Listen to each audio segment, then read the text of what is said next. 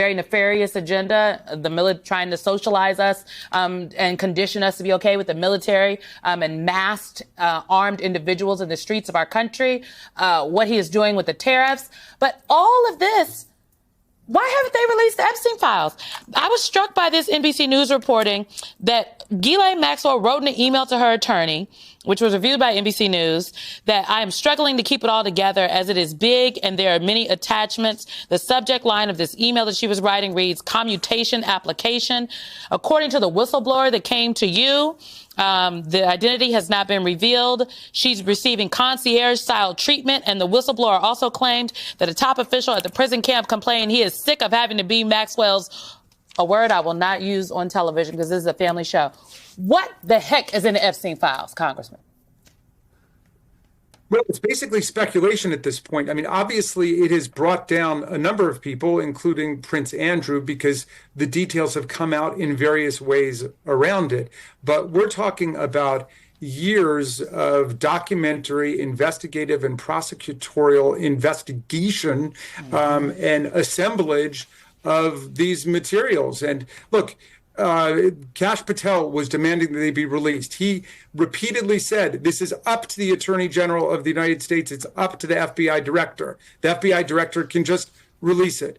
Pam Bondi was demanding the release. Donald Trump was demanding the release. Now we've got a massive bipartisan majority in America that says, no, we don't want to participate in a cover-up of this terrible exploitation ring that was run by Jeffrey Epstein. And the cover-up began back in Florida, where Alex Acosta, who later became the labor secretary for Donald Trump, gave him the sweetest of sweetheart deals of all time. They had a 60-count federal indictment ready to go on everything from the money laundering part of this, to the sex trafficking part of this, to the rape and statutory rape, all of it built in there. And they traded it away for one count in state court. So, Jeffrey Epstein spent several months free from 8 a.m. to 8 p.m. And then his personal chauffeur would drive him over to,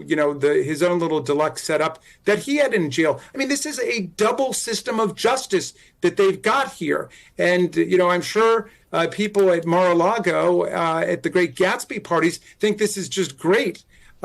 But the rest of America is absolutely horrified and astonished that this is the way that justice works in America. And that's why, again, the voices of the victims here and their families are so central, because there was massive harm and injury done to these girls and to these to the young women who got pulled into it. And you have adamantly refused to release the Epstein files despite campaigning on their release. You lied when you denied authoring a lewd and incriminating birthday note to Jeffrey Epstein, and you ridiculously claimed that your unmistakable signature on that note was not your signature. You shut down the Department of Justice's ongoing investigation into Epstein's co-conspirators, and you expressly declined to rule out pardoning his main accomplice, convicted child sex trafficker Ghislaine Maxwell.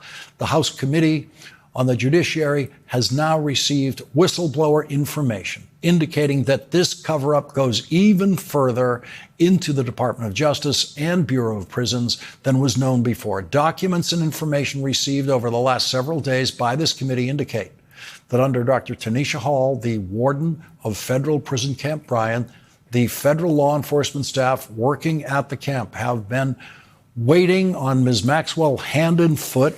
This information also indicates that Ghislaine Maxwell is working on filing a commutation application with your administration, demonstrating either that Ms. Maxwell is herself requesting you release her from her 20-year prison sentence for her role as a conspirator in Jeffrey Epstein's international child sex trafficking ring, or that this child sex predator now holds such tremendous sway in the second Trump administration that you and your Department of Justice will follow her clemency recommendations.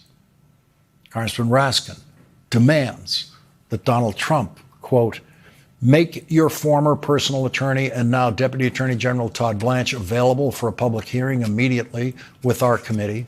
I am demanding answers to these three questions. First, Have you discussed a potential commutation or any form of presidential clemency for Ms. Maxwell and with Mr. Blanche, his underlings, or anyone else in your administration? Second, have you directed Mr. Blanche or anyone else in your administration to provide Ms. Maxwell with the transfer to the prison camp, favorable and preferential treatment in prison, or special accommodations for her communications and interaction with her family and the outside world? Third, what has Ms. Maxwell, her attorneys, family, or representatives promised you or your attorneys?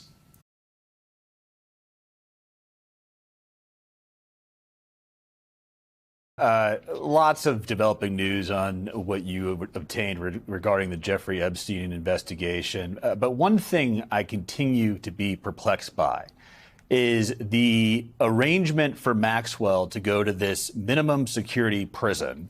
And the government, they call it a camp. It's a camp, Club Fed, we'll call it, where the government has not stated at all why she was allowed to do that, which is rather uncommon, that someone was, after having a meeting with one of the president's private attorneys at one point, suddenly got to go from a more intensive security prison to a very lax one, and the government has no comment, which really, there's not a lot of precedent for that for someone as high a profile as Maxwell. What is going on there? Well, connect the dots here. Okay, July 22nd. Our Democratic colleagues on the Oversight Committee force a vote and win a bipartisan vote to subpoena Ghislaine Maxwell. The very next day, July 23rd, the subpoena is issued to Ghislaine Maxwell that she must come and testify before the Oversight Committee.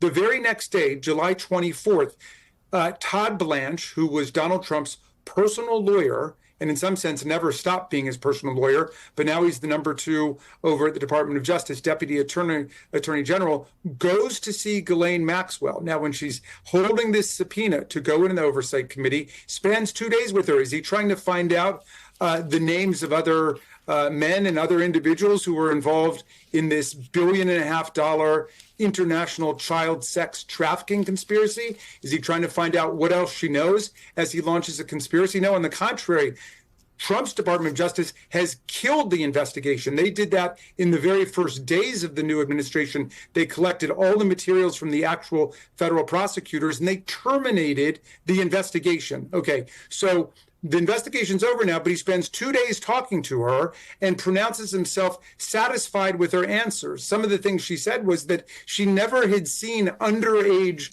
girls or women with Jeffrey Epstein. She had never seen Donald Trump do anything untoward, never saw him with any underage girls, and so on. So in other words, she said precisely what he wanted her to say. He pronounced himself satisfied with obviously this personal errand he was sent on. And then what do you know? She jumps over 6 or 7 months of waiting that people normally have to do to prove that they deserve a transfer to a lesser security prison. She's transferred immediately over to this camp in Texas. And this is one that has never even accepted a sex offender before, because a sex offense is considered a violent offense and violent offenders aren't allowed there. So it caused all kinds of alarm and upset among the inmate population. And now what we've just learned is that she has been receiving basically Club Fed or Trump Hotel style treatment, concierge style treatment.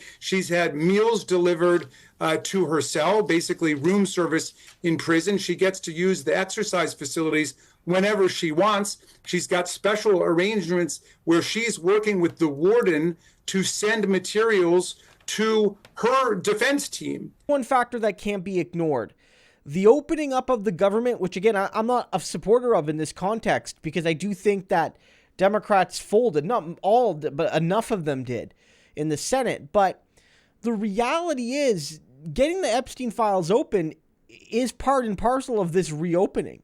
And I do think that, the Trump, Mike Johnson gambit has failed. They really did think, well, if we go out and we keep the government closed, by the time we open up again, however long that was going to be, a few weeks, whatever, people will forget about the Epstein files and then they'll move on. And then one of the reasons we did this shutdown will have succeeded. But it seems like on this front, they haven't.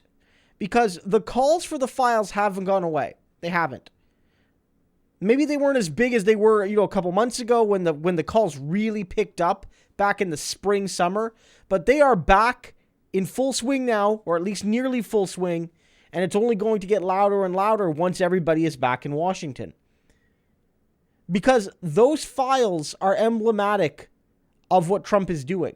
You can't disconnect the ballroom and Trump's Great Gatsby party from Epstein. Because yes, I know what Epstein did was more than just be a rich guy with an island. But imagine, we understand this, that the sort of people that build fancy ballrooms and have Great Gatsby parties are the sort of people that if they do Epstein type stuff, are more likely to get away with it. That if Epstein was a regular guy, he probably would have gone down for what he did a lot long ago, and they would have gotten his collaborators and not just one of them. But because he had a private plane, and because he was the kind of person that could afford, if he wanted to build a ballroom, and because he owned a literal island that he could fly to where he could do his dirty deeds and invite his buddies to do the dirty deeds alongside of him, maybe Trump included, we don't know, but maybe, then they got away with it. The politics of ballrooms and Great Gatsby parties are connected to the politics of Jeff Epstein and Ghislaine Maxwell. These sick, rich men think that they can buy and sell anything. And by anything, I mean anything. And it's time we prove them wrong for the first time.